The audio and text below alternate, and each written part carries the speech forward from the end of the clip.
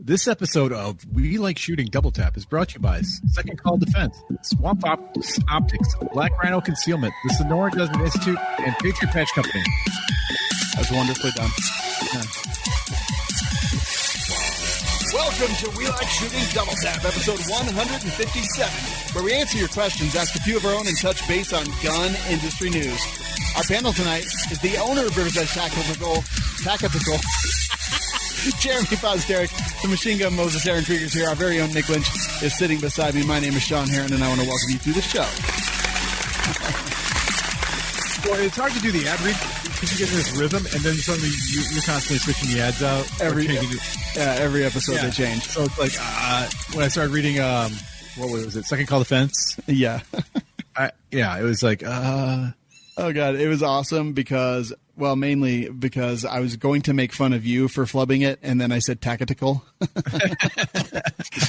so I can't even do anything about that. We've been bringing our buddies on to Double Tap every week, and this week we have Robert Butler from Kanaz Tactical Group. What's up, man? Hey, not much. How you doing? Doing well. This show is just this one's different. We don't really interview. We just kind of hang out, have fun.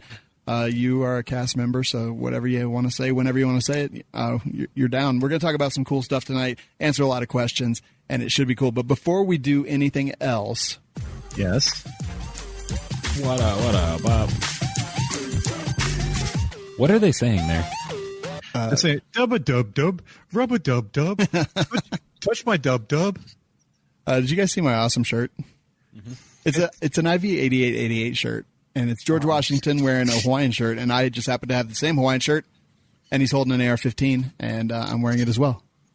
Mine's better. Slow is smooth, smooth is fast, says the sloth. Very nice. How does he pull the trigger with those claws? That's all I want to know. How does he wipe with those claws? Oh, man. Well, he's got the toilet paper over there. I've got toilet paper. Yeah, you do. There it is. Yep. Whoa. Wear it around my neck. Keep it on a chain and keep it close to you. It's like keep your friends close, but keep your toiletries closer. Yeah. Tyler says that MG Moses, Tyler A. over in the live chat, MG Moses looks like one of the Dixie Chicks with that hat on. Jesus, they would never be famous if that was the case. Remember the Dixie Chicks? Remember when they were a thing? They sure disappeared quickly. I don't remember them looking like something got ran over by a tractor. I don't know. Maybe, are we talking about like a lawn afterwards. tractor or an actual tractor? Like an actual tractor. A zero-turn mower. It was an actual tractor pulling a long tractor. Yes. Is Nick a hologram? God damn it, Nick. Why in the world are you so bright again? Nothing changed. No, the sun's not even hitting you. It is right there. Oh. There's a slide open. All right. Anyway, Swamp Fox Optics is the first company that we'll talk about tonight, and holy, their release schedule it's hard to keep up with. So they just put out the Liberty and Justice, then they released the Sentinel and the Warhawk. They've got another one that we have called the Tri-Hawk that's coming soon. It's basically like the Blade, but as in it is a prism sight, but it's bigger and bulkier and more durable for bigger calibers and stuff. That's kind of like, holy shit, I could barely keep up with all the new stuff that we have coming in all the days. So Warhawk's getting mounted on the 6.5 Creedmoor. We're going to start developing loads for that pretty soon. The Sentinel, I've got 2 guns on order, but they're both back-ordered because all you f***ers out there decided that now's the time in the universe to buy guns because clearly the pandemic and now the post-COVID riots of 2020 have come. But, yeah, Swamp Fox is killing it. Is riots? Yeah, apparently. What? There was that Facebook page that I'm in, Gun Shop and Range Stories. Yeah. Somebody was like, I finally did it. I finally lost it. Somebody asked, like, what do you mean you don't have 9mm? Can't you just order some more? It's like, look, we just decided to stop carrying the most popular pistol cartridge in America for the fucking sake, just for the sake of it. And he's like, well, you don't have to make me look completely stupid. Shut Get out. So anyway, Swamp Fox Optics, all kinds of great stuff. Nick, you've messed with the Liberty a little bit, right? Yeah. We'll take it tomorrow when we film, so you can mess with it some more. It's freaking awesome. I look forward to the one with the aluminum frame around it? Yeah, the mechanical armor. That's not available yet, but the Liberty and Justice are 20mm, 27mm red dots, and save money, save big money when you use coupon code. Save more money at Menards. WLS is life. Go ahead, Robert. Oh, I'm shooting the Justice right now. Love it. Yeah. Yeah. Super light, too. So You let's. know what you should do is put a justice on a judge. Oh, God. That's actually kind of cool. Yeah. Wait, you're shooting right now, Robert? No, I'm not shooting. It's really right quiet. now. I'm Oh. talking right now. Well, you said you were shooting one right now. No, oh my God, it's on the gun. I was going to be It's on my super gun. impressed. Yeah, Eric C. says, Aaron, it was the quiet riot. That's why you didn't hear about it. there you go.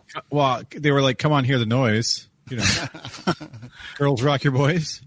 Dude, I'm surprised you know butt rock. Dude, I love Quiet Riot. He's rocking the suburbs. Yeah, I really do too. They're wonderful.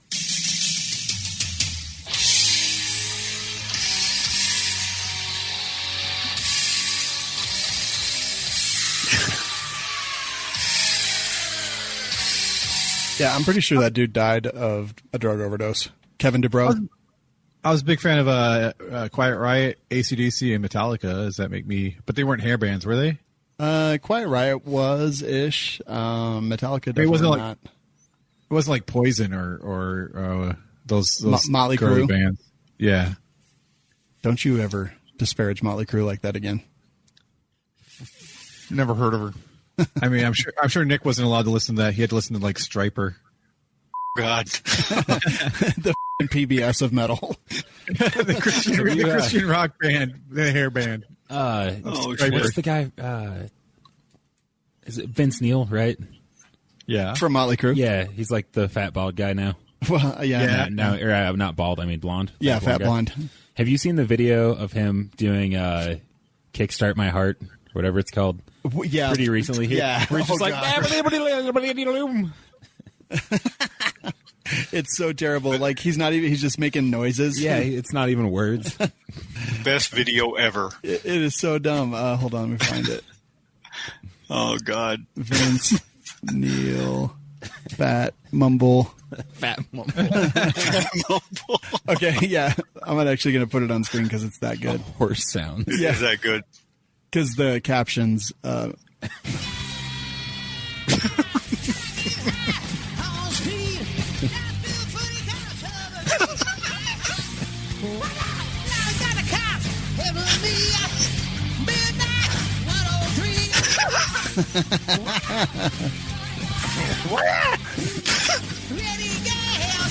God, I swear to God, that's what he's saying. I don't understand it. That was awesome. That is awesome. Hey, did you sell it people that they want to listen to the show uncensored? No, actually. So if you're listening to this show, here's the thing. You probably hear him bleeps every time Jeremy curses or something like that. And You. like some people want to listen to the show around their kids, or they want to listen in the office, just in case anyone hears it or something. They don't want it. But if you want to hear actually in your podcast player without any bleeps, but like fully edited and awesome in every way, you join the Gun Cult at theguncult.com, and that's where you can find out more about it. Get the link, get access to our cult only Facebook group, and everything else like that. This is a segment called Wacky Weapons. And Aaron, what are we going to talk about tonight? Dude, we were talking about this guy last week a bit, but the big thing was he makes these crazy weapons, and one of the things he made was a slingshot cannon. Did you guys see this? Oh, yeah. Let's see. I'll pull it up on the screen here. Yeah, this is from the Slingshot channel, 2.6 or Jorg Sprave. Yeah. Is that the same dude that got himself in the head? Yeah, with a big ass ball bearing. Hello and welcome to Yeah. the Slingshot channel. Slingshots so far. Okay, let's see. So he made a slingshot cannon. Yeah. So he's showing you how he works it. Look, I love how he's like, this is how you raise it and lower it. It's a rope Yeah, that you tie and untie. looking good, Jorg. Yeah. Let me show you its features. That's the dude. So they hit some metal thing. Now they're going to shoot up that white car in the background. Nice. You're going back. You went backwards. You need to go forward. You don't show really anything there. Okay. You just hear it go ding. First thing they shoot is like a keg. It blows up. They're shooting 8-centimeter balls, but 8-millimeter balls. Like, how big is that though? No, that said It's centimeter. the size of like a baseball. In the description, it says millimeter. Oh, on the screen it said centimeter, didn't it? I think that's about 8 centimeters. Millimeters is like Yeah, a BB. Yeah. Yeah. Well, it'd be bigger than a BB. but it's now they start blowing up this car. Inside that ball just shot out. Yeah. Yeah. So they blow out all the windows, which I could have done with Jeremy's angry stares. I wasn't really impressed with that, but when they go farther in and they just start shooting the side of it, they just wreck this thing right there. That's pretty crazy. That seems really dangerous. This is cool, but if I built it, I would probably end up killing myself or somebody else. So it looks like what happened to my truck the other day. Oh, I bet. What happened to your truck, Hale? No, I got shot twice in class. Oh, you left your. Oh God! When we were doing stuff, when you out of your truck, you're like, "Please don't shoot my truck." Yeah, well, I got shot twice in one day. You by the would same person. think that you'd stop using your own truck and just buy a junker. I know, It is, but I got a it. truck I'll sell you for $500. You can get the out of it. Wait, which one? The red Ford. Wait, I'll buy it for. What's wrong with it? I'll buy No it. kidding. 510. Huh? What's wrong with it? Now 510, 520. Wait, what's wrong with it? Nothing's wrong with the frame's rotted out, but it's still drivable. Nothing's wrong with it. The frame's ratted out, but it, But nothing's wrong with it. The frame needs some repair. It's not broken yet, but it would need fixed or it will break soon. Aren't you a welder?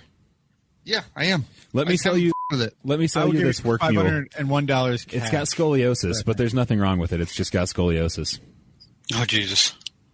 There's nothing wrong with Got scoliosis. rickets. Yeah, there's nothing wrong with me. Or there's nothing wrong with them. They just all their insides got eaten by cancer. Also, Jeremy, That's scoliosis. Jeremy, did you say 510 divided by 20? Because I'll take that. I said 510. Do I hear 520? Oh, I thought you said divided by. 520. Wait, did I just bid against myself? You did. 521. We got a bid more going. Yeah, 525. How are you going to get to Colorado with a broken frame? Yeah. The frame's not broken. It will be. If you drove it all the way to Colorado. That might be true. Also, when you get above 50, you're like fighting it while you drive. There's nothing wrong with it. No, there's nothing wrong with it. But, It'd be a good not range new. truck. Jeremy, put it on a trailer and bring it here, and I'll give you $550. Plus the $1,500 to ship it out there. That's ridiculous. I won't pay it. I like what the fish says. Welding a rotten frame is like a Band-Aid on cancer. He's not wrong. Wait, can you weld cancer? You can, just Holy not very. Think You can pink. weld anything if you try hard enough. Could I weld Nick's to his forehead? Probably. I mean, yeah, if you try hard enough. I don't want to touch him. Well, you're It'd be- probably touching him with your. It'd right be now. a lot easier to do yours to your forehead because, like, I would have to bend and there'd be some stretching because I'm not that flexible. Oh, boy. But for you, you just you could do it right now. What are the pros of the slingshot cannon? You don't need to get any form of government approval for it. But you can own a cannon. You don't need approval. Don't you have to sign some sort of licensing for that? No. It's antique. It's muzzle loader. Black Oh, powder. wow. There's a guy around here that has like a 2-pound cannon. Wow, it works in the rain. How about that? There's your benefit. Yeah, you don't have to worry about a powder charge or anything. Great for home defense. Oh, God. Wait. Ooh. Is it? You put it in front of your door, right? Mm-hmm. And someone opens the door, triggers it, boom.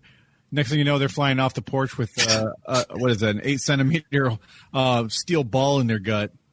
I would point it at the neighbor's apartment instead of at the door. I'll tell So you if somebody this. broke into my apartment and came through the front door, it would just shoot into the neighbor. That's me. Well, there's the other one between us, but yours too. So I would totally forget that I had it aimed at the front door, and it would ruin my soup. Jesus. Like walk in with groceries and then just my tomato soup's all over the walls. I mean, I got a hole through me as well, but I'm worried about the soup more. The cons are basically everything. I mean, It's huge.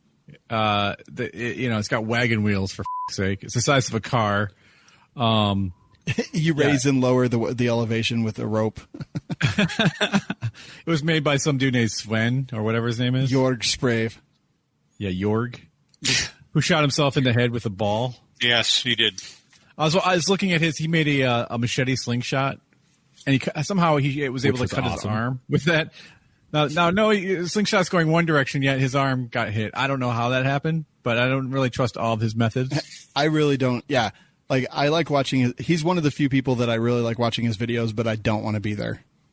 Yeah, Definitely at some point he'll be on, like, they'll be like, and Jorg accidentally died.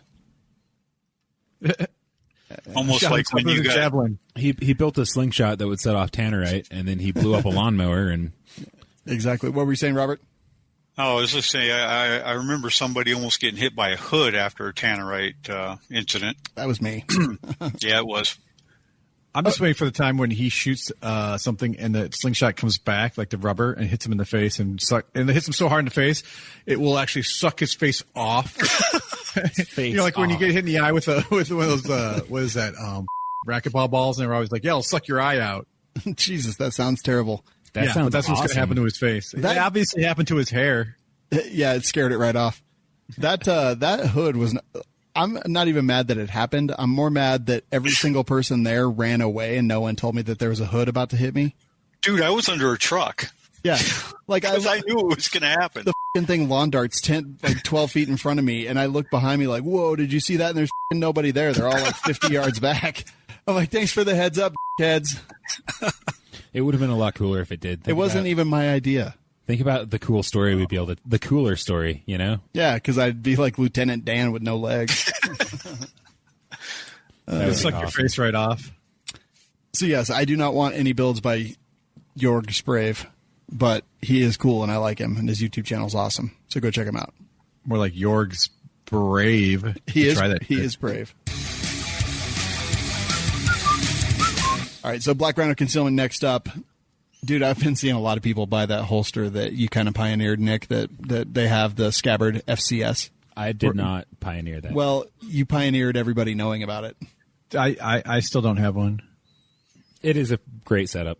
It really is. I was just wearing it. I was just wearing it the other day when I took my son and my daughter-in-law out shooting, and they had a great time. But I wore that because it was like super simple, super easy. Just put my Blue Alpha Gear belt on to my inner belt, and the holster was there. Yep. Rub it in. So I've actually been wearing mine like around the house in the kitchen and stuff. Mm-hmm. I'll be like working on dinner, and I've got like my whole rig on. Partially because I'm trying to like get stuff adjusted and figure out where I want it to sit and everything. And also just because I'm excited about it. Yeah. And haven't really gotten an opportunity to go out and run it very hard. It's good. Bring it tomorrow. They literally, so this is the Scabbard FCS, the fast carry system. We freaking love it. It's kind of solved some problems for me that I didn't realize I had. Is it your problem solver? It's my problem solver. I put my Glock 40 in it. But yeah, what? Say again? Was it cancer? Was your problem? No. Okay, Obesity, actually. See, the only problem I have with it is that now that I have it and I like it so much, I need like 6 more holsters. I know. To replace other ones. But actually, all I'm going to do is order more of the QLS forks, and I'm going to take the holsters that I have and just put them on that. Yeah. And then, but just click, boom. Assuming you have holsters that'll work for it. If they're like the taco style, you know, with the tech lock or something on them, then they'd be fine. They're Black Rhino holsters. Like a lot of mine are the pancake style, though, where it's the 2 pieces of Kydex with the eyelets on either side and the. Oh, and those won't work? Mm-mm. Huh. Well, I'll have to look. But yeah, I guess I'll have to order a bunch of new holsters. Ron, Gino, chop. Guys, where's my holster, guys? Yeah, get Aaron's holster. They probably don't know what you're talking about. I don't know what you're talking about. I sent you an email. You say you did. I told you like 3 episodes in a row that I never got it. I sent it. Oh no, you know what? I sent it in Hangouts. I said 3 things. One was the optic, one was the holster, and one was some videos you owed me for editing. Weird. It's almost as if I don't recall any of them. Or don't care. No, I do care. So Black Rhino Concealment, they can also print anything that you want on your holsters, which is pretty awesome. They printed a hole on the inside of mine once. They put Taylor Swift's face all over one of mine. That was pretty cool. It's great. I love it. Yeah. So anyway, go check them out, blackrhinoconcealment.com. Coupon code WLSMOFO saves you 10% off all day, every day. It's time to answer some questions. Burn when you pee? Unsure about your relationship? Why can't you use 45 in a 9mm? Get your questions answered on #DearWLS. Visit WeLikeShooting.com/DearWLS to submit your question. All right, it's time for questions. Aaron, why don't you start us off with the first one? All right. The first one's from K Dubs. We were just talking about Dubs. Didn't you call someone John Dubs or something? G Dubs. G Dub. All right. No, I not have you. a friend but named Dub. One time I said Wubba Dub. One of these days, Sean's going to get some sweet dubs on his Grand Cherokee. That'd be cool. Yeah. That's never going to happen. So, Aaron. All right. K Dubs. K Dub. Thanks for the content. Finally jumped into the Colt. Quick question. What are some good beginner defensive drills for carbines? Also, pistols. Quick and dirty support info. I have a 70-yard backyard range to use. Humble brag. Right.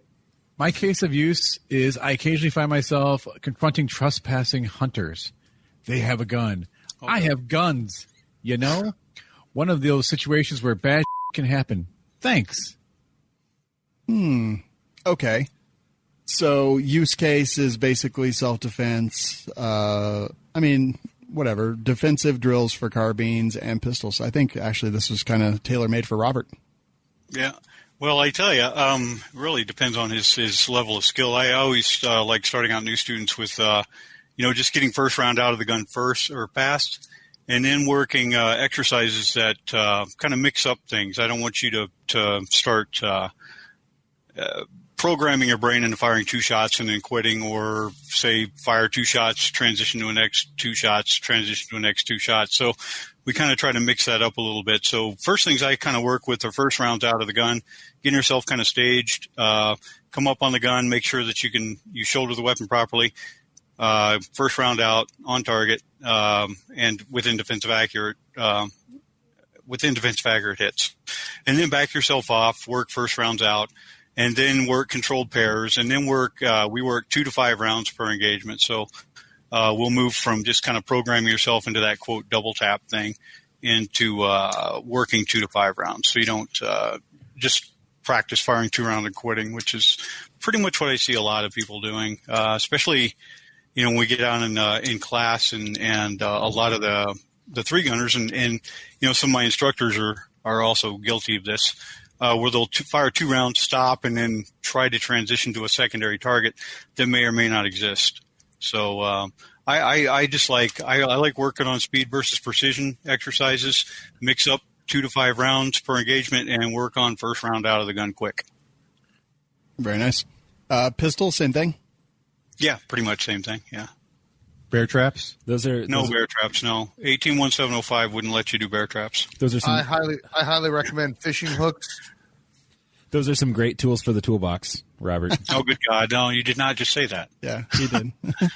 He did. You get treble hooks, and you just hang them through fishing lines about eye height all through your woods. Mm-hmm. The mental image that just gave me. God. What do you think about drills for POI shift, especially for close quarters engagement with the carbine? Poi shift? Yeah. Poi? Or height over bore shift, or whatever you call it, Robert. Well, that's why I talk about first round out of the gun quick at defensive distances, right? So, for example, when we go through our Carbine 1 class, we do a mechanical offset exercise where we move you up into defensive ranges, defensive distances, depending on where your zero is, 50 or 25 yard zero, and then kind of running the gun at a low ready and then driving that weapon up into your cheek, into your shoulder, and getting the first round out and understanding what your mechanical offset is. So I work quite a bit on that, and I tell you what is kind of tailor made for that. And I'm going to sell some products here. The Swamp Fox blade is really a freaking awesome optic for that, because you don't have to really kind of think about what that offset is. And the last thing I want to do when I'm shooting defensively is think about how high I need to shoot or where my mechanical offset is at a certain distance. The blade comes kind of pre-designed with a little you've got the blade thing running there. Good. A dot that I use for pretty much anything 10 yards in. Are you showing that now? Cool. I use that dot more than anything else to kind of get first round on target very, very quickly. I don't particularly like, using the 25 yard and the 5 yard. I pretty much only shoot the dot. and you see it there on the green right underneath that arrow there. I usually use that pretty much for everything from about 15 yards in. So when you bring the weapon up, you get your cheek weld on the gun. As soon as that dot hits the target, press the trigger. Matter of fact, I was working that the other day. I don't know if you saw the picture I had posted on the web, but that was one of the exercises we were working. We were just first round out really, really quick. Yeah, I think that's a good one. And that reticle is the bullet rise compensator. And again, yeah, it's awesome. Top of the chevron is 50 to 200. Below that is going to be the, 25? No, 15. Yeah, that dot's 10, I think. 50, 25, 10, and 5, I believe. Yeah. There it is, 15. Yeah, 15 at the 15, bottom of the chevron. Yeah, and then 10 at the dot and 5 at the bottom of the circle. But the whole thing is, it's like, what is that? A button? What do you mean? No, it's a reticle. No. Your difference in shot. The way how big that reticle is on the human between 10 and 25. Your difference is hitting a different button on the guy's chest. Oh, I think actually in the circle dot, the left bound of the circle and the right bound of the circle are like shoulders at 50 or something like that. Yeah. Yeah. But yeah. And again, I mean, that's great stuff for the toolbox. I will definitely put it in there. Yeah, extra tools for your toolbox, Aaron. True. Mm-hmm. Yeah, those are some good ones. But honestly, like getting on target and getting that first shot off, and like Robert said, shooting till the threat is no longer a threat, not just shooting 1, 2, 3, 4 rounds. Well, we basically, what I teach is shoot until threat condition changes. So basically what shoot until threat condition changes is a lot of times you'll hear instructors say shoot until the threat stops, shoot until the threat goes down, shoot until the threat condition changes makes you think. And that's what we kind of try to program into our students is more thought-based exercises and decision-making rather than an automatic response to something. Some things do need to be automatic, like the draw stroke has to be automatic. Gun, draw stroke, all right, that gives me the opportunity to think. So those neural pathways have to be built. Some of the things that we have to be able to do is think. So we shoot till threat condition changes. Now, what threat condition changing can be is he turns around and runs away. He drops his gun. He does whatever. And then it gives you the opportunity to kind of make some decisions. Stop. Maybe you choose to stop shooting. Maybe you follow him somewhere else. Or maybe he does go down, and then you can go ahead and try to seek cover or move or something like that. So, but we do teach shoot until threat condition changes, and that could be 1 round, that could be 10 rounds, that could be 20 rounds. So we don't that's one of those things they say, mix up your shot count a little bit, mix up your round count a little bit, so you're not always programming yourself into 2 rounds and then stopping. But super important, and I think one of the most important things you can work on, especially if you're a relatively competent shooter looking at close quarters type stuff, is getting the first combat effective hit on the target as quickly as possible. So that first round out is probably your most important. Definitely. Yeah. All right, next question is from Taylor Z. What's the best way for a young firearm-friendly female to get more involved in the gun industry and 2A advocacy and be taken seriously? And be taken seriously. I work part-time at an armory and have since had a lit fire of passion under my ass to get more involved. Love you guys' podcast so much. I'm so confused by this message. So our ticketing system, if you it has a thing installed for admins where whenever someone sends it, it searches their email and name and shows you their social media. So I think this is real, guys. I think there's a chick that listens to the show. Well, don't tell our listeners, because the last time a chick joined the cult page, they got thirsty as Yeah, they did. Holy Dude, how many messages were in that thread? Like 2,000? something like that. It's good. So, okay, Taylor, this is... Oh, man. This may get misogynistic, but it's definitely not meant to be. I have a lot of ideas on this, actually. Having been... Sean's over here. I'm not a misogynist, but I play one on We Like Shooting. No, I have been around a person who was basically a gun bunny that, I've been around, had to spend time with stuff like that. So I'm pretty had relations, well educated. No, just I'm aware. The proper term is e-thought. Yeah, I'm aware of all that stuff. So here's the thing. You have to be super careful. Like, you will be held to a much higher standard than pretty much anyone else. There's one that follows on Instagram and comments on all of our stuff. And the problem is that she's constantly just posting pictures like of her being hot. And I'm like, that, I don't know what you're going for, because that's probably not the best way to actually earn respect. Like, the best way to earn respect is actually to do some training, have a journey, learn some skills, improve some skills, get better at a thing, and show yourself doing it along the way. Show mistakes, which you're going to take for. Like, bottom line, dudes on the internet know everything, and they're going to be telling you all this.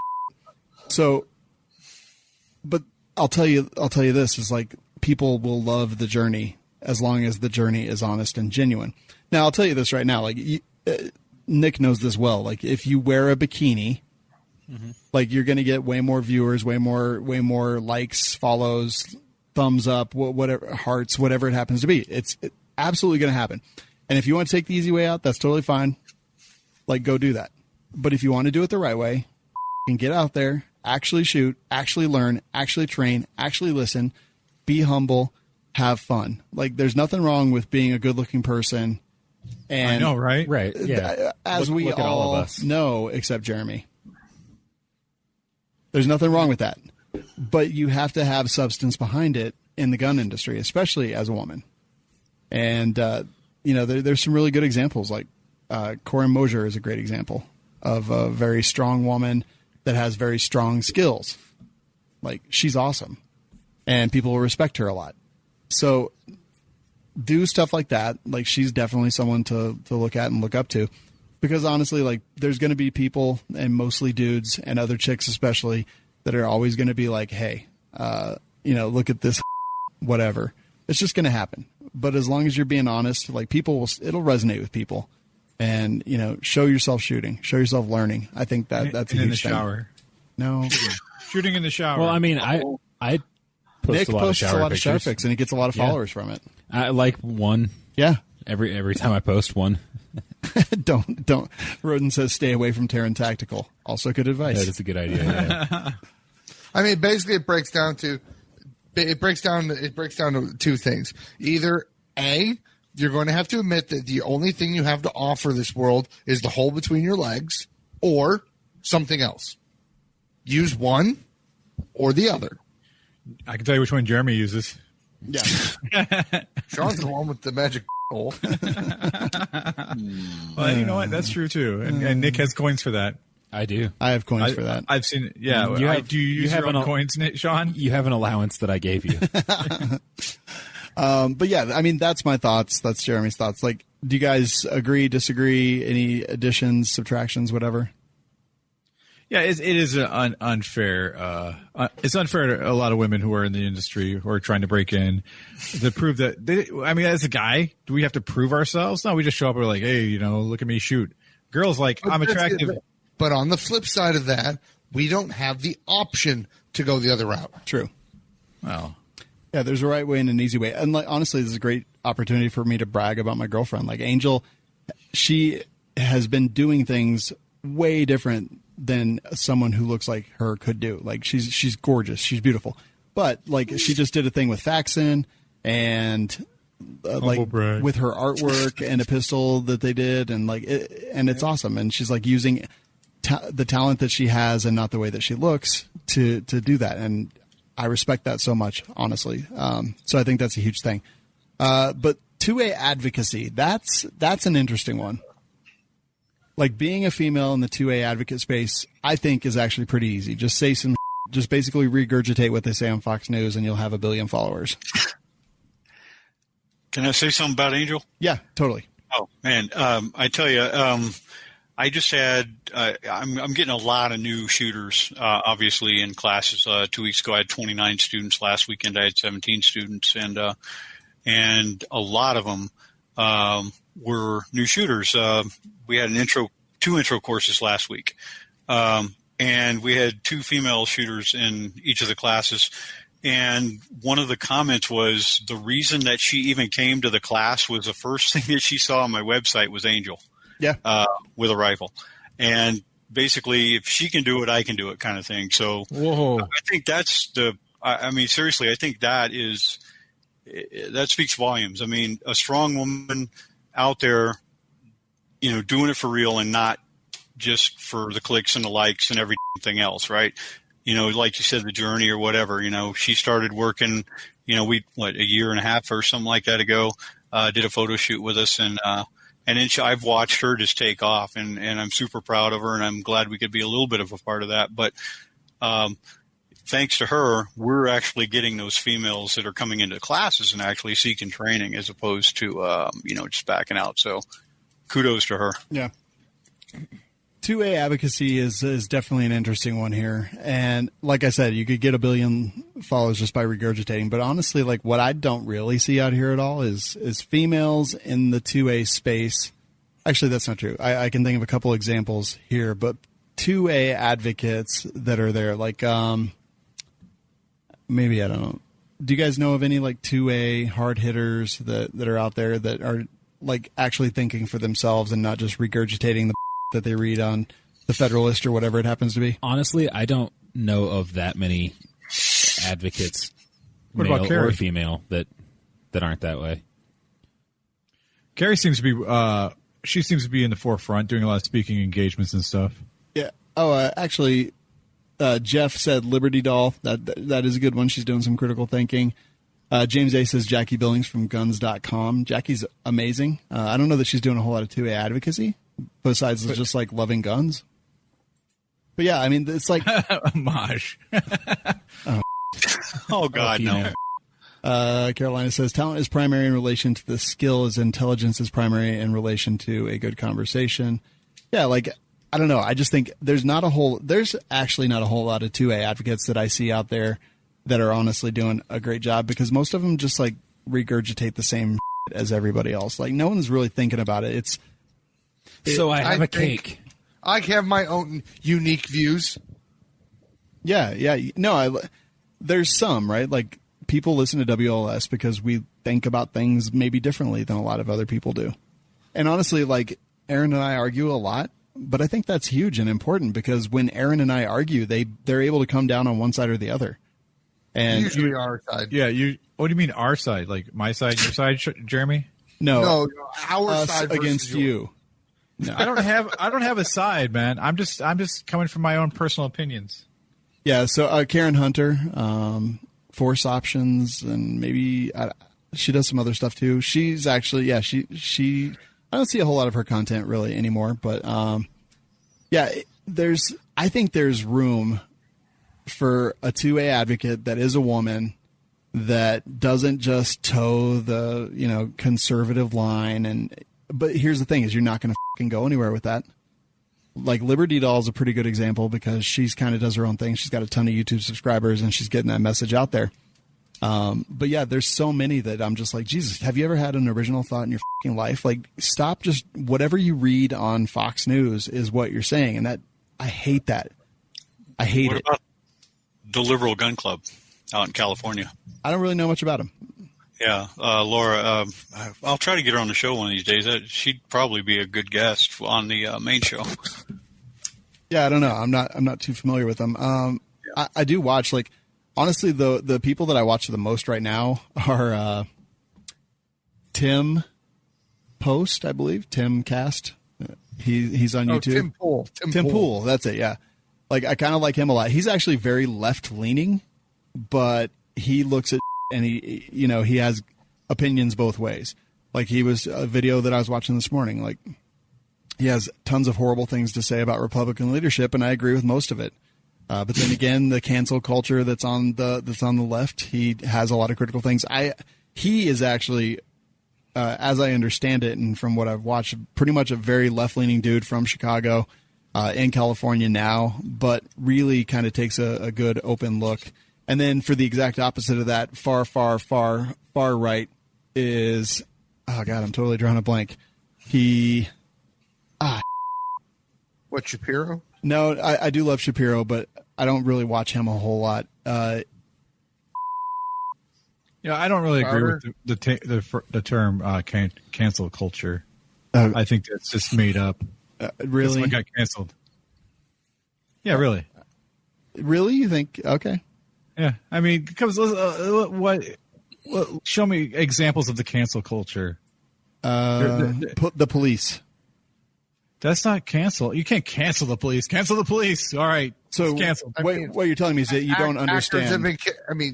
Actors have been kicked off shows. Cops. People got have canceled. been fired Paw for Patrol. just making asinine statements. Yeah, that's not canceled. That's being responsible for what. That's being responsible for your. No, actions. that is being canceled. Cops has been canceled. Yeah, Cops has been canceled. Live PD's been canceled. 31 years Cops was on the air. Yeah. Well, maybe it's time. Do you think so? I mean, Okay, so but because people are mad at cops in the country, basically, it's not cancel culture. It's not a culture of. I don't think you understand what the term means. Then. I know. I understand what canceled. I don't think that you actually do. I understand what canceled means. I just don't. Are you just playing devil's advocate? I don't think you guys understand the whole culture of canceling things. It's not a culture. It's just a term that someone made up because they got canceled at one point. And they're like, it's a culture of them hating us, so they're just going to cancel everything. What's the definition of cancel culture? You tell me. Oh my Jeremy. God, are you actually like? And like, do you just close your eyes and go la la la la la to what goes on in the real world? I want to see where he's coming from on this. What do you? How do you define cancel culture, Jeremy? No, you define it first. No. Here's what's going to happen. I'm going to define it, and you guys are going right. You're like, oh, you're an idiot, and you're not going to go on. You're not going to tell me what you think cancel culture. No, this is just like roller delay blowback. You don't know what it means, so you want us to define it for you instead. So tell us what you think cancel culture is, and we'll tell you if we agree. All right, cancel culture doesn't exist, so I can't define it. It's just a made-up term because somebody got canceled, and they said, let's just call everything cancel culture that we don't agree with. When you say got canceled, what does that mean? For example, the first time I ever heard it was when Ivanka got canceled from doing her speech at a school because they didn't like her. They didn't like what she had to say, or they didn't want her there because of her father. So she claimed it was a culture of people canceling ideas because they don't like to hear what they have to say. Okay, that happens all the time. Well, then you're talking because like a conservative speaker will go to like speak at a college, and liberals will literally burn to the ground to the point where it costs too much to run security, so they don't invite conservative speakers back, or they cancel the show completely. Do you think that happens all the time? Basically, I call it that's like. But that's what cancel culture is. It's also canceling people out on social media, like removing conservative Facebook pages or like that. That happens all the time. That's exactly what cancel culture is. Yeah, it is.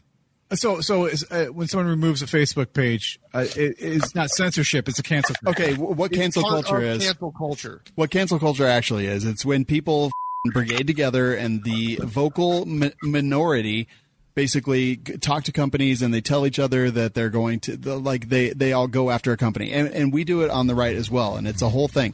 It's whining so loudly that a company has to do something, like Aunt Jemima taking the black woman off of the bottle of their syrup that literally is nothing. That's not canceling it, though. That's not canceling it, guys. Dude. All it is, that's not cancel culture. No, all you guys. All right, I'm gonna straight up say that. You guys are all being here because it's not cancel culture. You clearly have no idea what it means. Jemima's still there. No, she's gone. They're taking her off.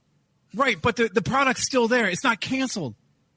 And if people are going to do that kind of stuff, it's because people are purchasing their products. And they're like, okay, I need to sell this product. I'm going to do what it takes to sell this product. It's not canceling. It's just like, hey, we're going to have a conservative speaker at our college. Oh, my God. Why don't we, and then people are like, well, we don't want them there. Well, you constantly find there, but what about the people that did want them there? You constantly find ways to surprise me. People at the college, that the young Republicans, the college Republicans that paid to have a speaker come and that they could go and listen to, and then all the liberals at the school, that very big majority there, literally shout them out and cause so much destruction that they have to cancel the show. What about the people that did want to listen to that show? Cancel. That's mob rule, dude. Are you saying that's okay? But seriously, okay. If you were talking about, tell me political violence is okay. Tell me right now, is political violence okay? Are you gonna let me finish now? Go ahead. Just interrupt me with a question. So I'm going to let this go on for about a minute and a half. So say what you got to say, and then we're moving on.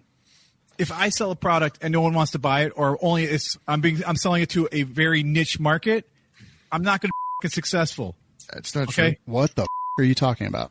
So if you bring this There are is the same entire thing, products that are niche markets. but I don't try to sell it to the mass Gun population. podcasts are a niche market. Was Aunt Jemima having sales problems? No. They obviously were having the majority of the people who must have bought it must have felt. No, dude, how do you know? Why don't you go read about it? Because people If they wanted, I'm done. Let's move on. This is no longer productive. Aaron doesn't understand English, I think. So all you guys, dude. Don't even talk down to me like that. That's Joseph Watson. moron. Paul Joseph Watson. all you guys. Okay, whatever. Paul Joseph Watson was the one that I really like. Seriously, I think you just got cancel cultured, dude. Yeah, we're sick of listening question. to it. So you Quick- can Yeah, we're Wait. sick and tired of listening to you, so just shut up. What about Yeah, bye. You. cancel call. Did he just leave? Yeah. And what a little. Ba- Hey, oh, what man. about Uncle Ben Rice? is that one getting canceled too? I don't know. That's what I'm asking. Oh, Honestly, like he has gotten I don't think to you a knew what point. cancel culture meant. No, I don't think so either. It's fucking ridiculous. oh, he's back. All right, next up, can Jeremy take the next question? Next question. Which one is it? From Jono? Yeah. Jono R. How do you tell someone that thinks they're Republican Oh, that God. they're actually a socialist? Here we go. Example. My cousin literally has a Trump train. He collects trains, but he lives with his parents. He's 35, doesn't have a job, loses off of them, doesn't care about guns, and lives off Social Security disability. Trust me, he's not disabled. I would tell them that to their face. I mean, is he a socialist, or is he like he wants everyone to distribute the wealth, or like I mean, Well, being a lazy fucking bum doesn't mean you're a socialist. It just means you're a fucking piece of. It's kind of like when I read an article today that said it was it was a thing on Netflix. It was a show on Netflix, and it was Meet America's Far White, and they're like, oh, these far right Nazis, and I'm like, but they're literally called like something socialist, da da da da da. And I'm like, they're not right. They're not on the political right. That doesn't make sense. It doesn't. That's not right. Yeah, I mean, I don't know. I don't think this dude is any type of a socialist. He's just fucking lazy in a bag. Like You're a lazy piece of. That's mooching off the goddamn system only because it exists. I'm curious. Yeah, like I'm curious. Yeah, I don't know, man. Lives off his parents, doesn't have a job, mooches off of them, doesn't care about guns. Lives like not a socialist. He's just a piece of. He can be a Republican piece of shit. He can be a Democrat piece of. But he's just kind of a piece of shit. Actually, you could play this for him. Nick. A Sim Last Builder All right. says any experience or feedback on Ghost Firearms 7.5 inch 9mm with M-Lock 7-inch pistol kit, and then he has a link that is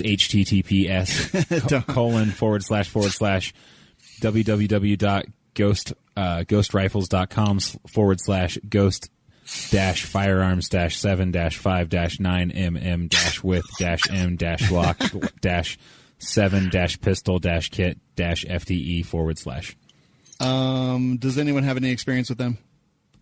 Nope, not here. Me either. It says so. Ghost Rifles is the URL, but Grid Defense is the company, and it's just like I don't know. Like this looks like what PSA sells. It's just like a complete thing without everything but a lower. $600. No stock or brace either. It's probably just one of many, many, many companies in the country selling cheap kits, and it's probably okay if you're just looking for something little to mess around with at the range or whatever. Yeah. It's $600. I'm kind of thinking just go buy one from PSA, a company that like they're the known, right? Like PSA is the known. You know what you're going to get when you order PSA. Sometimes it'll be great. Sometimes it'll be okay. But at least you know that they're not going anywhere, and they have a system in place to fix it if it's messed up. yeah. So I don't know. I'd probably go with PSA, especially at $600, and it's on sale for $600. It's normally $700. I probably wouldn't pay that. There's nothing that actually tells me that it's worth $700 for everything but a lower with no stock or brace. Just about for good. Roden says, after getting into an argument with my lifelong friend who has turned far left, I've realized that the word conservative no longer exists. You're either a socialist in the middle or a racist. That's fair. That's probably right. Let's see. Next question, Aaron. Oh, Aaron's back, guys.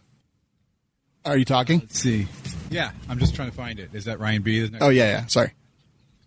I'm considering buying a 9mm PDW. Somehow you got super quiet. Yeah, well, I was... Did you punch your mic? What's that? Did you punch your mic? No, I did not. Get closer to it. I can't get any closer to it. If I am, I'm actually going to be physically. It's going to be physically inside. Okay, now shove it up your.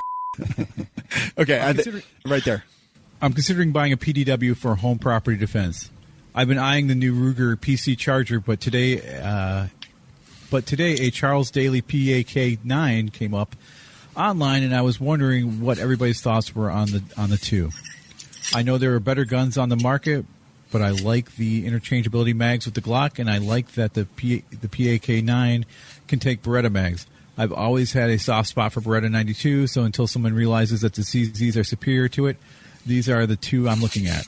Thanks in advance. Hashtag WLS is life. Hashtag cover your SSB with a PDW. Dragon Arcadia said Aaron shouted his mic out. There's something going on with it. It's quiet. Maybe turn up the volume on the back side of it. I don't know. It's weird. What do you guys think? I'm not familiar with the PAK-9, but I would personally pick the Ruger Charger way over that. It's like an AK-9. Yeah. I mean, I have a Draco 9 that we like. I mean, yeah, sure. Go for that. Go for the Ruger PC. Go for Faxon Bantam 9. Go for any of the 9mm 7.5 to 10.5, 12.5 inch pistols. Yeah. Go for it. My buddy's got a PC Charger with the triangle brace on it. It's f***ing sweet, dude. Another buddy of mine. He makes too much money and he's got too much time on his hands. So he bought a PC Charger and he got one super early, and then put about $1,000 into it. And with there's I forget the name of the company. They're making aftermarket PC Charger parts, and this thing is done up. That's pretty awesome. It's amazing. I mean, personally, my choice would be the Ruger PC Charger because it's kind of awesome. I don't know anything about Charles Daly. I've heard the name before, but I don't know anything about him. Is he a coach for the Bulls? Now it's pointed at your neck or something. Wasn't he the coach of the Bulls? Are you okay? No, I'm angry. Turn it up in the computer or something. Is it better or worse? Hold it right up to your mouth and talk. I can't get any closer again. Okay, right there is fine. My lips are actually touching the microphone. Okay, this is where you live now. I would go with the Wooger personally. Yeah, the Wooger or yeah, Ruger? No, the Wooger. Don't the PC Chargers take Glock mags or? Yeah, that's what he said is that he liked that. Oh, okay, yeah. But that he had a soft spot for the Beretta. Okay, that's fair. Jeremy, Out of these two, Ruger. Robert, Ruger. Yeah, the Ruger has that sweet barrel that comes off. Yeah. It makes it even smaller. Aaron, what do you think? Ruger. All right. I really want one of those. Yeah. I like it. I really do want a PC Charger. The only thing I don't like is didn't they keep the 1022 style bolt catch? So it's still got that stupid little button that you got to Yeah, but there's aftermarket ones you can jiggle do. to try and get it to lock open. There's aftermarket ones. Did we actually answer that chick's questions, or did we just start screaming at each other? No, that was was like later. We 4 had questions questions, ago. and we started yelling at each other. Okay, yeah. All right. Also, thank you for listening to the podcast, everybody. I think that'll do it for questions tonight. Our screaming match cut into our time a little bit. But if you have a question for us, go to welikeshooting.com/DearWLS and hit us up on that. And where even are we at this point in our lives? All right. Time to talk about the Herpes. the Sonoran Desert Institute. So, say again, Aaron? No, I said that's cool. So yes, SDI.edu is where you can go to find out more about them. And basically they have gunsmithing classes online. So you can do it from the comfort of your own home, figure out what it is. Some of the classes actually have parts where they send you the parts so you can work on the parts, tools, and all kinds of other stuff. They take GI Bill, so if you've got that kind of sitting around, don't let it go to waste. Actually use it for something that you're interested in.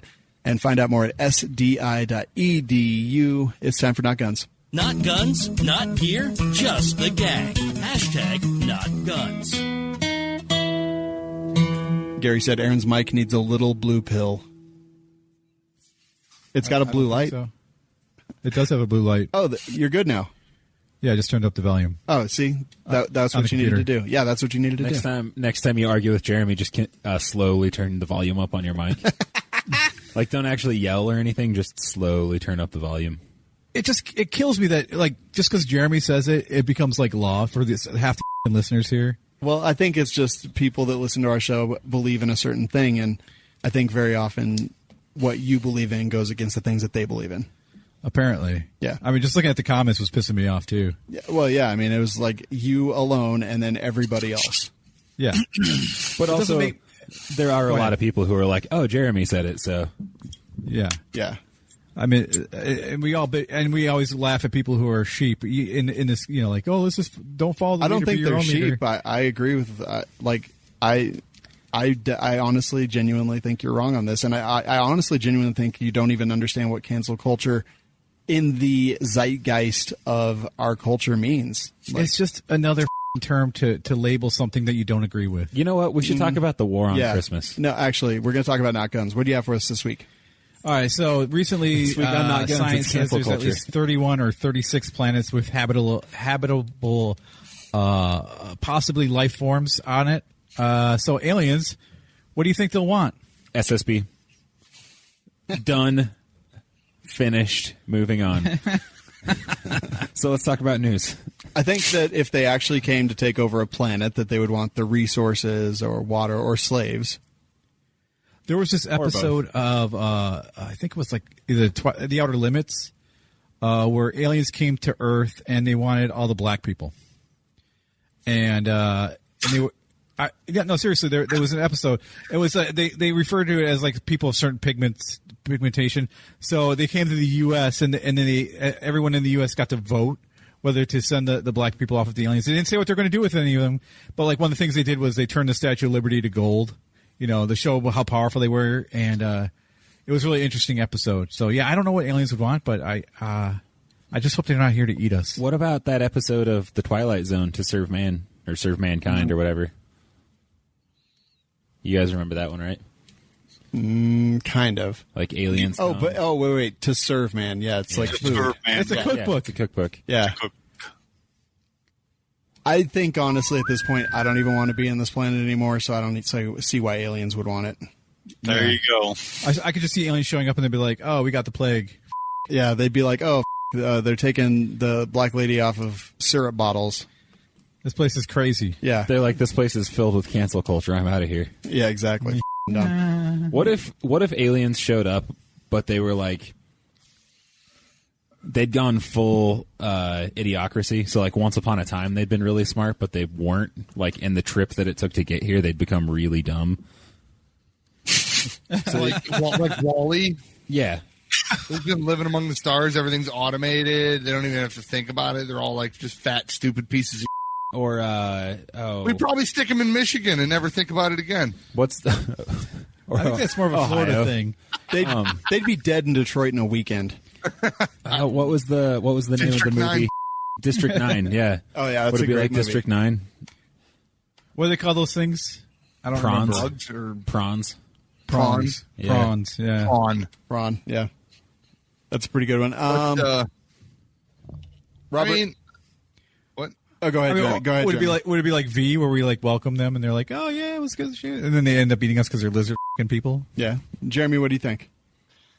I think the universe is too big of a place for life to have not started somewhere else. Yeah, from what I understand, if life is capable, like Jeremy saying, I agree with him on that. I agree with Jeremy. Holy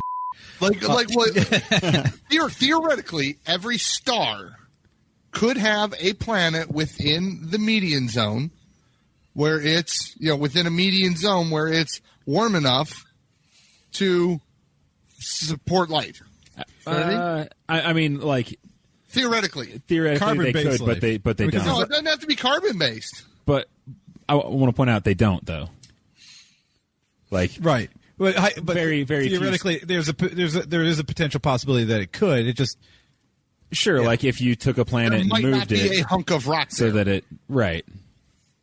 So, Sure. but the biggest issue is because Earth is a older planet, that if one does form, it could be like billions of years behind us. So the system could not have generated life forms like us at this point. What if they were like Prometheans? Honestly, we're not that impressive.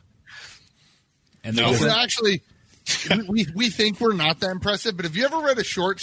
So there was a short story writing prompt. I have read short stories, yes, Jeremy. What's that? I have read short stories, yes. No. There was a place on the internet, and it was like some nerd, like on Reddit or something. It's just called like story prompts or something like that. And one of the story prompts was "Humans are the aliens." That was their whole prompt. So it's kind of like we go to somewhere else. The twist is that at the end the alien was a human being, and somebody wrote this short story that was really cool where these aliens were freaking the f- out because they were in this intergalactic war with these disgusting carbon-based life forms and blah blah, and they could like lose an arm and they would just build it back with metal and plastic and blah blah blah blah. And it turns out that their enemy was human beings, and they were just f***ing everybody in the galaxy up. Sweet. Because, it was a really good. I was like, oh, this is cool. I love how Jeremy's like nerd, but read it like 19 times. My brother showed it to me. To be fair, I didn't stumble upon this on my own. To be fair, It was like, here, check this out. This is actually really cool. Like, oh. Personally, I believe that xenomorphs are the ultimate life form, and I really hope that someday we get to meet them. I kind of don't. You mean? Are you talking about Alien? Yeah. Okay. Yeah, I don't want to. Robert, what do you think? Aliens? What do they want? Well, yeah, I got to agree with Jeremy on one thing. I think statistically they got to exist somewhere. Life's got to exist somewhere else. What would they want with Earth right about now? Probably not a whole lot, because if they're intelligent enough to be able to accomplish interstellar travel, I think they take one look at us right this moment in history and say, "No, pass." Mars needs women. Yeah. Actually, Andrew Carson had a good one. The universe is so massive there's likely other intelligent life, but also so massive we would likely never encounter them. Yeah, and I agree with that. Yeah, I read that. But we're sending radio waves out and every other thing that we're pumping out into the thing. I mean, who knows? If somebody was looking for it, they're going to find it. The question is, when was the first radio wave that left the planet Earth? 1940 something? So, if not earlier. I said left the planet, not. Yeah. So what out into space? So I mean, what 1940s ish? I mean, 30s, 40s, 50s, somewhere around there. So they've had one of that's one of the earliest frequencies, that man-made frequencies with words and messages that would have left the planet. Now it was just TV or whatever to us, but somebody out there would pick that up. But what if they're it's going as fast as radio waves travel, and it's going to be X amount of light years a wave by X amount of time. Somebody picks it up, then they have to come here, and say they picked it up today, it's going to be who knows how fast they can travel. What about it's like that episode of Futurama where they want to see the finale of what is it? Single female lawyer. Yes. And they come, but they're like 3,000 years too late. So let's see. The radio waves have traveled 200 light years from Earth, and the first transmission was made in 1895. Wow. Okay. What if Wilford Brimley is actually an extraterrestrial and Cocoon was a documentary? That would be amazing, because that's a great movie. Or maybe not. Maybe movie. Not a documentary, but like autobiographical. Yeah, that'd be. What if it's more like The Last Starfighter, and we've been playing video games and you're just testing us? Because if it's Beat Saber, I'm going to be the hero of the planet. Nick saw me fail, but that was a very hard level. Was he naked? Yes. It was strange. I didn't expect Nick to walk in. I think Beat Saber should only be played naked, to be honest with you. That would be terrible. No, that's Saber. Omicron Persei 8. All right, that'll do there. Oh, wait. All right. Now it's time to talk about some news, and we'll talk about what I want to talk about first. Albuquerque. Did you guys see what happened in Albuquerque? Was that the guy who got hit with a skateboard? And Yeah. Person? Yeah, so let me kind of set it up. So they're trying to pull down a statue. There's some people who are open carrying, and they're standing by the statue, and there's people who want to pull the statue down for whatever reason, because apparently the statue is a symbol of cancel culture. Actually, this is a good example of cancel culture, and like the statue, no one really knows even what it's for or what it stands for, but they saw people in other cities pulling down statues, so they want to pull down the statue, okay?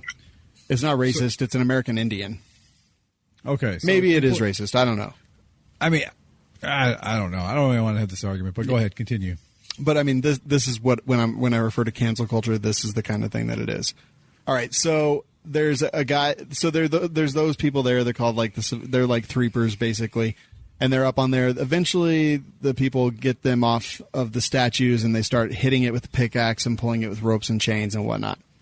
There's a guy in the audience or in the crowd, doesn't appear to be associated with them. Apparently, he was causing problems before. He's wearing a blue shirt and gets into a verbal altercation and ends up pushing some lady down.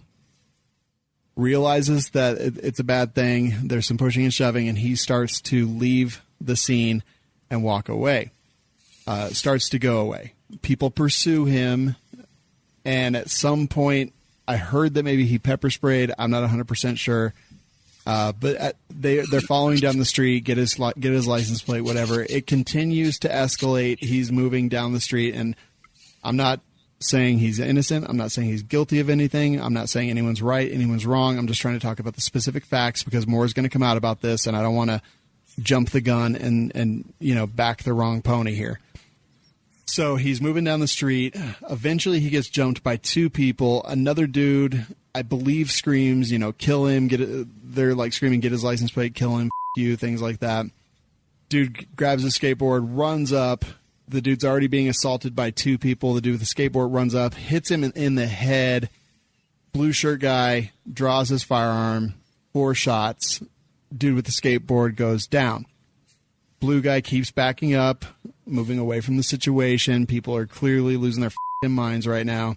Then those threeper dudes, I don't know exactly what they are or who they do, but they were open carrying guns, plate carriers, ballistic vests, things like that.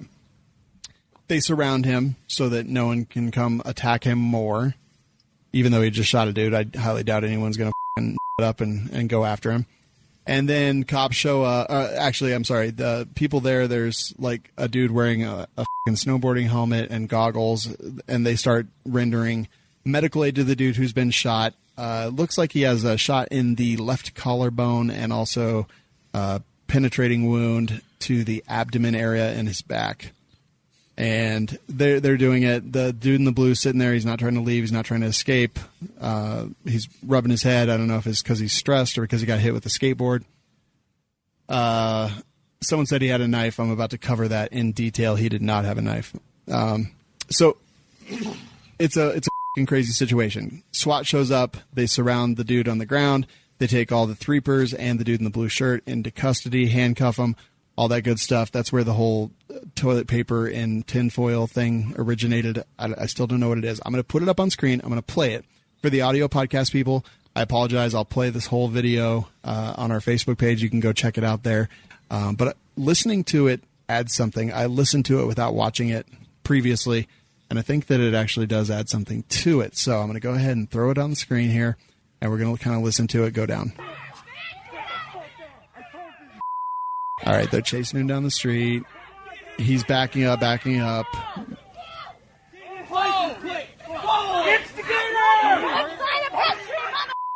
All right. At this point, skateboard has started to run up, and you'll see in a second here. All right, so skateboard is running up. All right, now, dude in the blue, the guy who ends up pulling the gun is on the ground. We've got another dude tussling with him on the ground. I think there's a girl swinging a purple bag at him. Skateboarder is running up right now. All right, skateboarder grabs skateboard off the ground. Blue shirt is on the ground, shirt pulled up, being hit by the girl and tussling still with the guy with the backpack on the ground. Another guy running up from the right. All right. 1 second later, now we've got skateboarder has entered the fray. Girl is still there. Dude is hitting. Skateboarder has struck once, I believe, and is about to strike again. Oh, no, that was actually the strike. Concealed carrier has gun in his hand already from getting up off of the ground, pulls the firearm, and shoots the skateboarder or the skateboard guy 4 times. I'm going to go ahead and back it up here just so we can go frame by frame. At this point, skateboard man realized he done f***ed up. Yeah, he did. So zoom in on his face, record scratch. You're wondering how he got here. Yeah. Blat.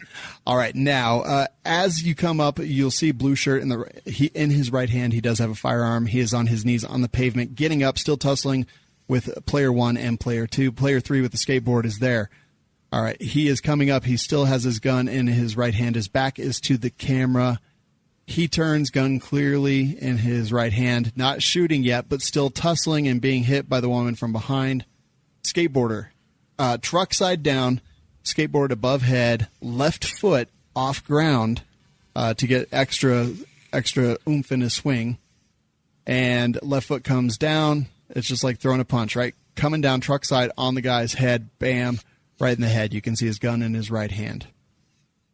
All right. The skateboarder, by the way, has a CamelBak that's leaking water all over the place. All right. Takes the trucks and the skateboard to the dome, blue shirt guy. And then you can see the gun in his hand. His shirt's almost torn off because the other guy is pulling on him, and the chick with the purple bag is still hitting him. And this is where, okay. It looks like he's drawing his gun now. No, it's been in his hand since he was down on his knees, actually. Okay.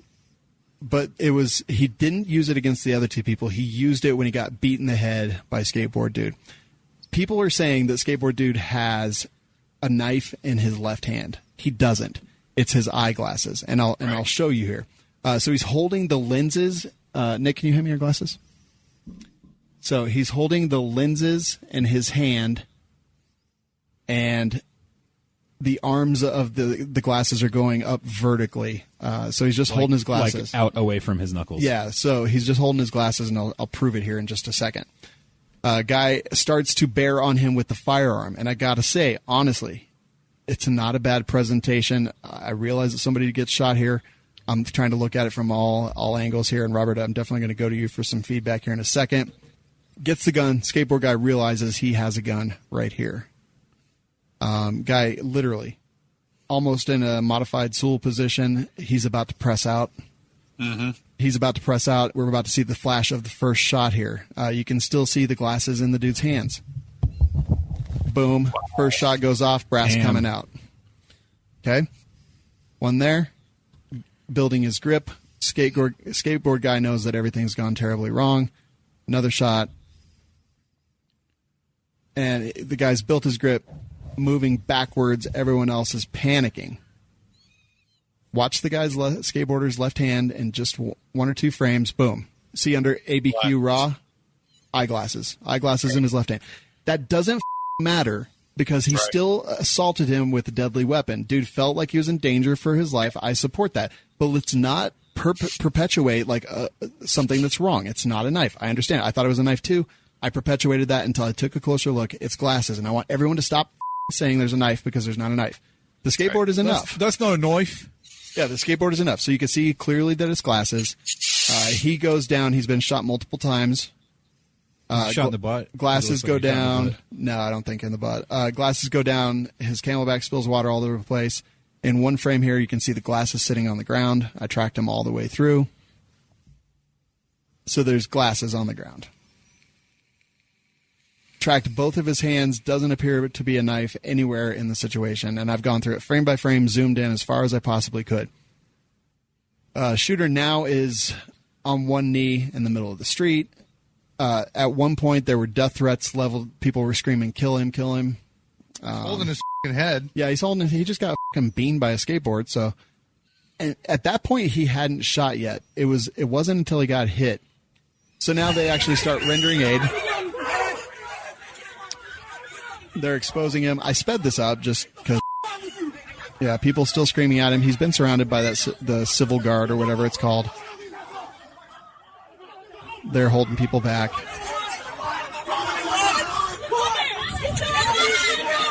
Guy's on his stomach. They're putting pressure on the wound in his back, which isn't bleeding a lot. There's some blood on the ground, mostly as water.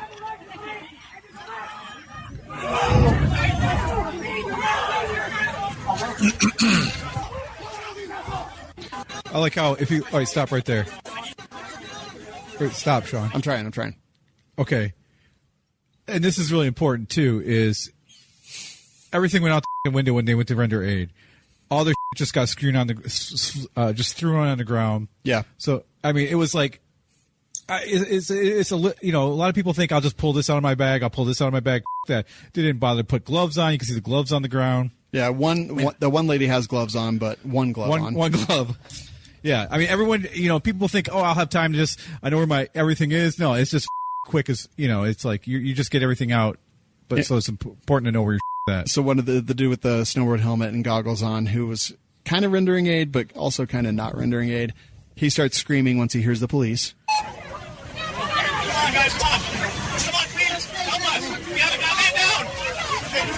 Help us, we have a man down. Look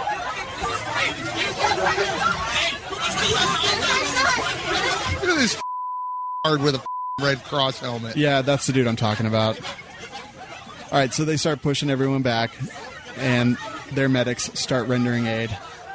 Actual medics? Yeah. Hey, I mean, the guy's got the cross on his helmet. That's important. Not a lot of blood. He was... Honestly, I think this is pretty lucky. And this is kind of just about it. They surround it. People start screaming at the cops now. They carry him away on a stretcher. Is that toilet paper? Yes. No, it's gauze.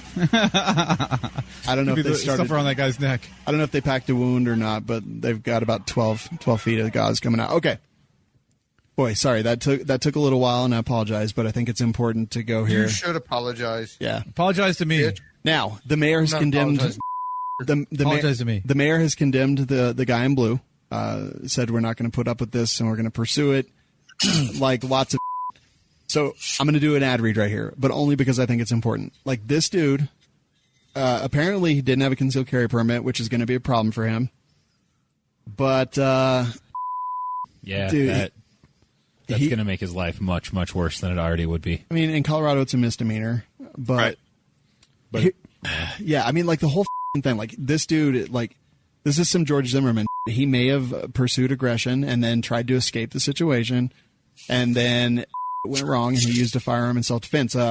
Thanks to Practical Defense in Albuquerque, it did look like if you initiate the aggression but then try to leave and then they follow you and attack you, that you then become the victim. Yeah. But this dude, like, I mean, with the mayor out there, like, it's going to be a tainted jury pool. This guy's going to have a really tough time, and that is why I wanted to mention second call defense. I'm like, well, like, if ever the time to sign up, I don't know what his intentions were. I don't know what the dude was doing, but I swear to God, like, if he doesn't have a good attorney, he's going to end up in he's going to end up in jail. Yeah, he is. Yeah. So, Robert, I'd like you to give us your analysis on this. Okay. Anyway, Al, yeah, thank you. This is a tough one. I can speak for Colorado law. I can't really speak for New Mexico or wherever the hell it was. New Mexico law, but it sounds like it's very similar. A CRS 18-1-704 covers use of defense or use of deadly or use of force against a person, up to and including deadly force. And one of the caveats of that is, if you are the initial aggressor, then the affirmative defense can't be applied. 18-1-704 can't be applied unless you begin your retreat, right? You say, basically, I'm done with this, I'm leaving, which apparently is what this guy did. He could have been, considered the initial aggressor in the prequel to the video, because they're not showing a whole lot of what happened before, where he pushed the person over and he was actually acting as an aggressor. Then he broke that contact, started moving away. in Colorado, 18-1-704 could be used as an affirmative defense again once you broke that contact and you basically said, I don't want to fight anymore. I don't want any part of this. Second part of that is disparity of force. They had, 4 people on one. So we have that factor. And then use of a blunt object to any part of the body above the shoulders is considered deadly force in the state of Colorado. And like I said, I can't really talk for New Mexico, but in the state of Colorado, that would have been a deadly force strike. Just like when I was a law enforcement officer, we couldn't use our ASP above the shoulders. Same thing applies to civilians. So as soon as he came down with that skateboard, that became a deadly force encounter, in my opinion. I'm not a lawyer, but now, Robert, you said you couldn't use your ASP above the shoulders. Wouldn't that be really difficult to get your ass up there? Yeah. ASP. ASP. Wait, you guys carry f***ing snakes? That man weighs 110 pounds. You think he has an ass? Yeah. Thank you. There you go. Right. Anyway, so then it comes down to him choosing to or made that decision to use deadly force. And at the time, I mean, there's a lot going on there. We can armchair quarterback this all night. At the time, his head's down. He doesn't know if the skateboard or this object that just hit him in the head is still in this guy's hands. All he knows is there's 4 people jumping on him. He just got whacked in the head. So in my opinion, my opinion is what it is. I think that was a justified use of force, and he continued to back off even afterwards. Now the draw stroke and the grip and all that other stuff is just, I think that first round that he fired was kind of an accident almost, it looked like, or really rush shot. But, after that, getting rounds on target quick, and then shooting until threat condition changed. The threat went down. He stopped shooting, backed off. Is he gonna hang for this? He needs a lawyer, man. I'm telling you. The concealed permit part in Colorado wouldn't be a giant deal. He'd probably, be able to plea bargain this whole thing away, to a misdemeanor, unlawful carrying of a concealed firearm. But the political climate and the climate being what it is right now, I don't know if he's going to get off or not without an attorney. Yeah. You're talking about what the laws, what's actually lawful, and then the political climate nowadays, which seems to be just what's written down. Right, exactly. Yeah, just the law. We're just gonna like the law. My feelings, Robert. Yeah. I feel things. The shooting that just happened in Atlanta, for example. Guy has a taser. Pops a taser at the cop. Whatever. That one. I don't have the whole thing on, but he's already convicted. I mean, they've charged this dude with 11 counts. One being felony murder, that carries a death sentence. I mean, the same thing is happening kind of all over the place right now. And as civilians, you got to be super careful, because it doesn't matter if you're a civilian defending yourself or a cop defending yourself right now. You better be right. And you better have an attorney. Did the skateboarder guy die? No, it looks like he was stable but critical. Okay. So if that cop in Atlanta gets convicted, can we go boog and break him out? Laws don't apply, right? Well, it doesn't matter. I feel he shouldn't be in there, so my feelings are just as valid as anybody else's, right? And we'll talk about that actually next here in just a second. And I do want to point out actually, so skateboard guy changes in this. So originally you see a dude making a mad dash at Homeboy, and that is a dude originally carrying the skateboard. He attacks blue shirt, jumps him, drops his skateboard. The dude running up behind him holding his glasses in his hand picks up that other dude's skateboard, and that's what he uses to assault him, not his own skateboard. So there are 2 people with black clothes on. So if the guy had the skateboard and it hit him, but then as soon as he pulls the gun and fires that first shot and starts running away, isn't he fleeing and not engaging anymore? Well, I mean, this is devil's advocate here by saying I could punch you in the face and then be like, oh, I don't want any more, no, and walk away, and then you pull out, He didn't. He wasn't running. If you watch it in full speed, he started to turn as he saw the gun, but motions things were already in motion. If you watch it happens like watching that. Watching it frame by frame, you're like, oh, that guy was trying to run away. But if you actually watch it in real speed, you're like, that dude realized at the very last second that he up. Yeah. Right. I mean, in my personal opinion, if I was the guy with the gun, I would have done the exact same thing. Oh, dude.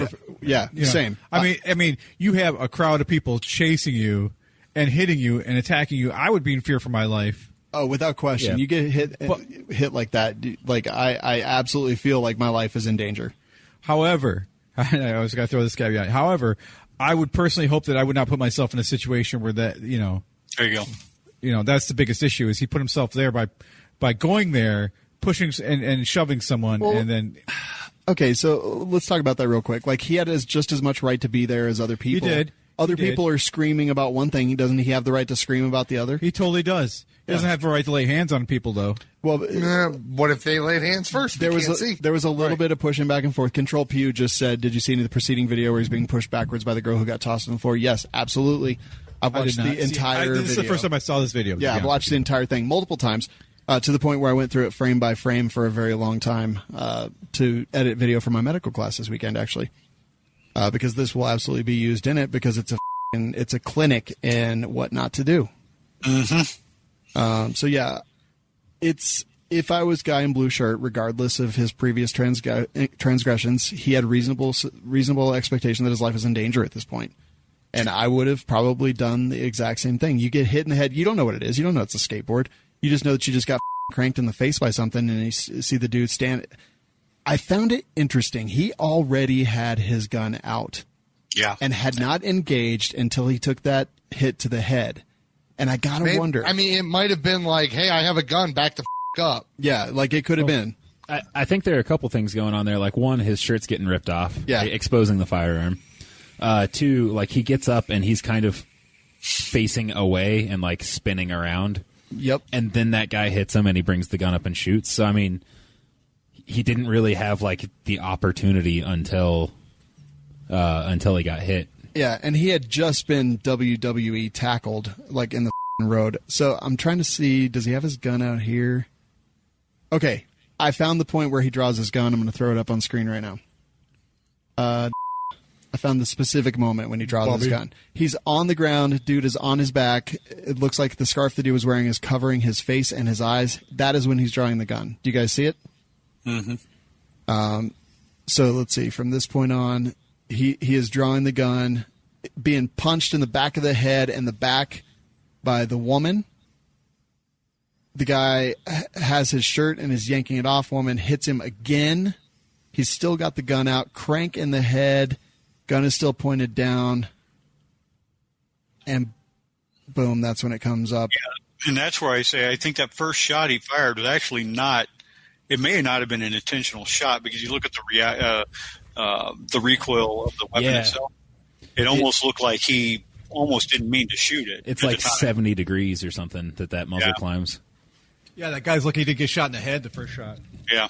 Well, so I think this is totally us just guessing, but I think that he did mean to shoot it. I think that at that point he meant to shoot it because he may have been a little stunned when he popped it, but I think what Robert's saying is like he intended to shoot. Yeah. He just wasn't quite ready to shoot there. Wasn't ready to shoot, right? Yeah. Like he was going to shoot. Right. It's not like he was like, oh, went off. He was like, just a split second earlier than he expected. Yeah. Right. Oh man, it's kind of it's a crazy time. So yeah, like I think personally, I would have felt justified in that at that point. Like maybe he put himself in that situation. Maybe he was going around screaming profanity and racial epithets and things like that. Maybe he was. You're allowed to go around screaming profanity and racial epithets. Exactly. And that's the thing is now, and if he does get exonerated of the charges because he was using his firearm in self-defense, then what do we get? Another riot? Right. Here's a weird question. But it was white on white crime. How much? Did we get a riot because of that? Honestly, yeah. But Albuquerque would be burning tonight if the dude with the skateboard was a black dude. I guarantee it. Oh, totally. How thick of a bladder would you need in your CamelBak to not stop a bullet but slow it enough to not like penetrate super far? God damn. 80 mil? That's amazing. Like how much water needs to be back there? Sounds like water, a test. Water. Yeah, no, like the CamelBak in this guy's backpack. About 6 inches would stop it.